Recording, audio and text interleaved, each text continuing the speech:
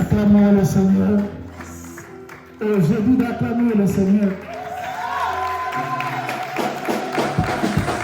Je dis d'acclamer le Seigneur.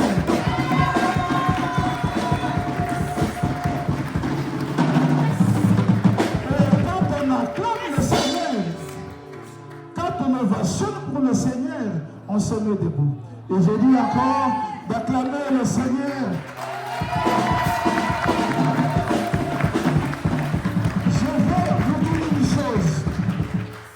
Lorsqu'un avion se déplace dans les airs, dans l'avion, il y a beaucoup de personnes. Il y a les pilotes, il y a comment on appelle, les hôtesses, il y a également les passagers. Il y a également une place qu'on appelle le cockpit. Et tous ceux qui sont dans l'avion, lorsque l'avion se déplace, tous ceux qui sont dans l'avion, ils sont quoi? Ils sont élevés par rapport à ceux qui sont restés sur la terre. Je vous dis ce matin, nous sommes élevés par rapport à ceux qui ne connaissent pas le Seigneur Jésus. Acclamez le Seigneur. Que ce soit dans la toilette, que ce soit là où tu es, si tu es élevé, sache que tu es élevé par rapport à ceux qui sont restés sur la terre. Alléluia! Nous voulons ce matin participer à la table du Seigneur dans le livre d'évangile de Marc, chapitre, je vais le lire. Merci Seigneur.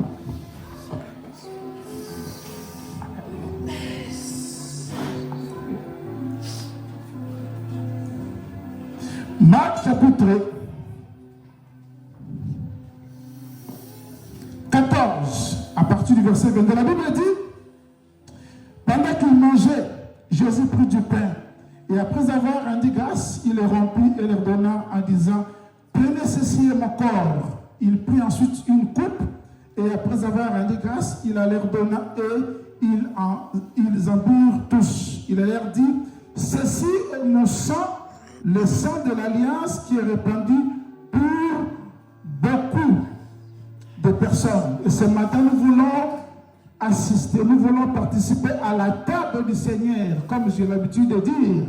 C'est la recommandation, c'est le commandement de Jésus-Christ. Alléluia. Il a dit, lorsque vous allez vous réunir, vous allez partager du pain et également prendre mon sang. J'ai toujours l'habitude de dire que ce pain ici, cela n'est pas tombé du ciel. Nous avons acheté au magasin. Alléluia. Mais lorsque nous allons prier, croyez que ceci n'est plus encore le pain habituel. Mais nous allons l'utiliser maintenant à l'usage surnaturel. Alléluia. Croyez que nous sommes en train de manger le sang de Jésus-Christ. Croyez également que nous sommes en train de boire le sang de Jésus. Alors j'invite tous ceux qui sont prêts à participer à la table du Seigneur de s'approcher. Parce que ce n'est pas la table de la condamnation. Mais c'est la table du pardon. C'est la table de la réconciliation. C'est la table d'amour. C'est que Jésus a dit, prenez mon sang, prenez mon sang, prenez mon corps, mangez-le, prenez mon sang, buvez-le. C'est pourquoi j'invite tous ceux qui sont prêts à participer à la table du Seigneur, de manger ce matin le corps, de boire également le sang de Jésus-Christ, de s'approcher. Il n'y a que toi, Seigneur, il n'y a que toi. Il n'y a que toi.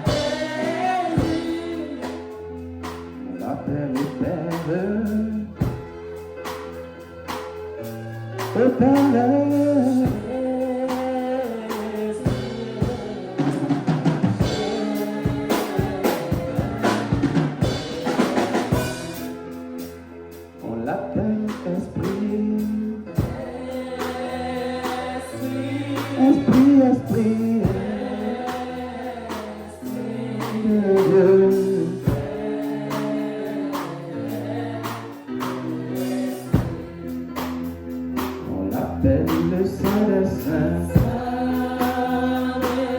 Le Saint des Saints.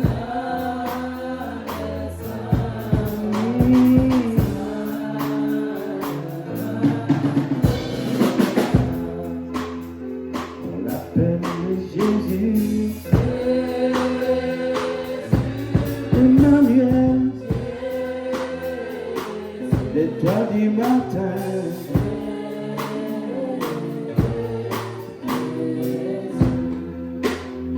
On l'appelle Jésus,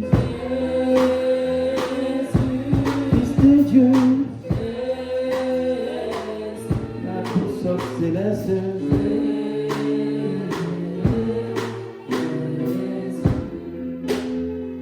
On l'appelle Jésus, Fils de David.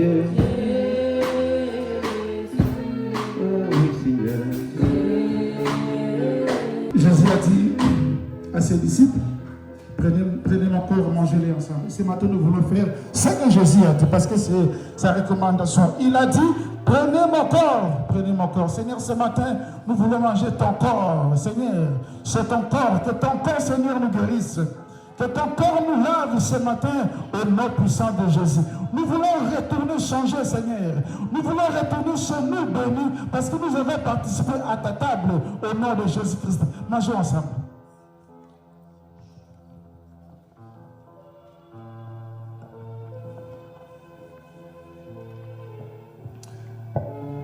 Ensuite, il a dit, prenez mon sang. Prenez mon sang. Seigneur, c'est ta parole. Et nous nous basons ce matin sur cette parole, Père, pour boire ton sang. Seigneur, ce matin, que ton sang, Seigneur, nous lave. Que ton sang, Seigneur, anéantisse toute puissance de l'ennemi au nom puissant de Jésus. Que ton sang, Seigneur, guérisse les maladies qui s'enfuient à nous, Seigneur, au nom puissant de Jésus. Que ton sang nous relie avec toi, Père. Glorifie ton nom pour la gloire de ton nom, au nom de Jésus. Vivons le sang de Jésus ensemble.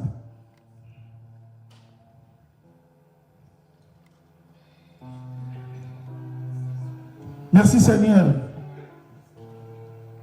Bénis-nous ce matin, Père, pour la gloire de ton nom, au nom de Jésus-Christ. Amen.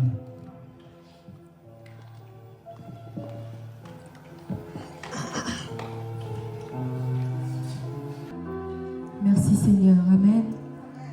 J'espère que vous allez bien aujourd'hui, peuple de Dieu. J'espère que vous allez bien parce que ça va chauffer en cette journée. Est-ce que vous savez ça? Alléluia. Je crois que Dieu va l'élever grandement. Amen. Alléluia. Nous allons accueillir aujourd'hui le serviteur Kevin afin qu'il puisse nous exhorter. Amen. Alléluia. Acclamez votre présence.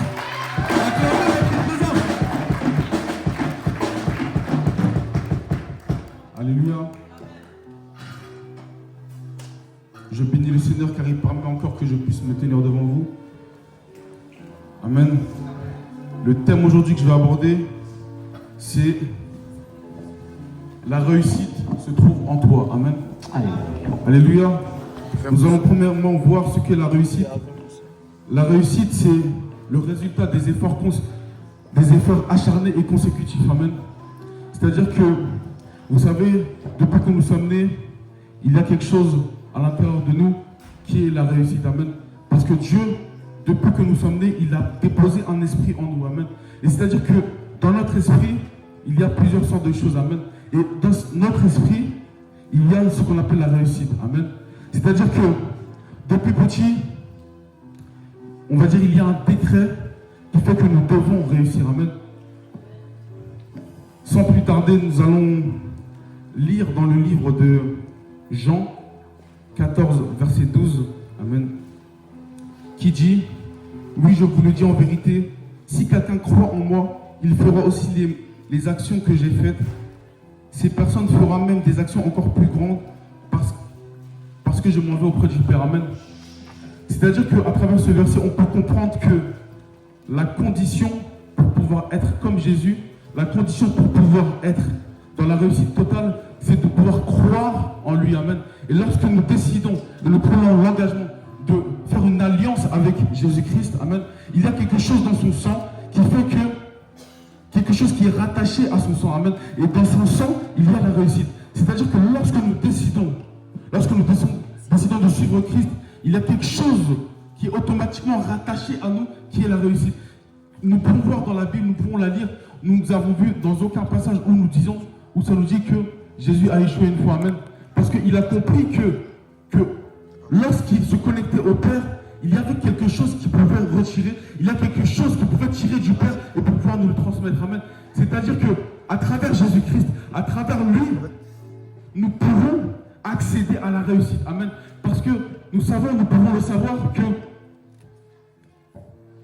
lorsque je dis que la réussite est en nous, amen, je dis tout simplement que, vous savez, lorsque tu décides de suivre et de reconnaître la suprématie de Jésus-Christ dans ta vie, au travers de lui, amen, il y a comme un changement, amen, il y a un changement. C'est-à-dire que lorsque tu décides de l'accepter véritablement, il y a une autre identité qui t'est donnée.